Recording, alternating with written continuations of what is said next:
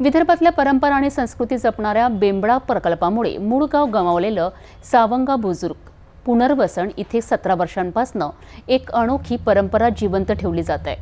बैलपोळ्याच्या दुसऱ्या दिवशी लहानग्यांच्या हातून मातीचे गोंडस बैल घडविले जातात आणि गावभर उत्साहाचं वातावरण निर्माण होतं।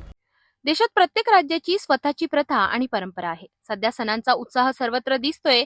गणेशोत्सवाच्या आगमनाने सर्वत्र आनंदाचे वातावरण असताना श्रावण अमावस्येला महाराष्ट्रातील शेतकरी बांधवांसाठी अत्यंत खास असलेला बैलपोळा साजरा होतोय।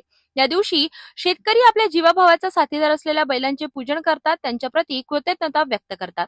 विदर्भात याच पोळ्यानंतरच्या दिवशी लहानग्यांसाठी तान्हापोळा ही परंपरा आहे। यात लहान मुले मातीच्या बैलांच्या प्रतिकृती बनवितात, सजवतात आणि गावभर फिरवून हा उत्सव साजरा करतात। अमरावती जिल्ह्यातील चांदूर रेल्वे तालुक्यातील सावंगा बुजुर्ग पुनर्वसन गावात हा तान्हापोळा यंदाही मोठ्या उत्साहात पार पडला। सलग 17 वर्षांपासून गावातील शाळा व्यवस्थापन समिती व ग्रामस्थांच्या वतीने हा सोहळा आयोजित केला गेला। लहान मुलांनी आपल्या कल्पकतेतून बनविलेले बैल प्रदर्शनात आणले होते।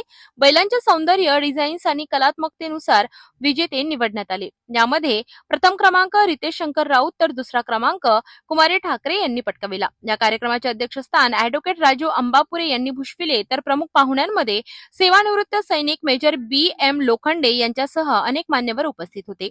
कार्यक्रमात केवळ तान्हापोळाच नव्हे तर गावातील गुणवंत विद्यार्थ्यांचा आणि व्यसनमुक्त झालेल्या नागरिकांचाही सत्कार करण्यात आला।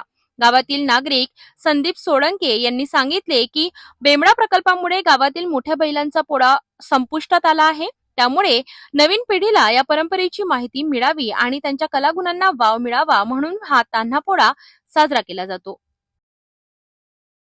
एका बाजूला गाव गमावण्याची वेदना तर दुसरीकडे संस्कृती जपण्याचा निश्चय सावंगा बुजुर्ग पुनर्वसनच्या नागरिकांनी हे उत्तमरित्या दाखवून दिलं आहे।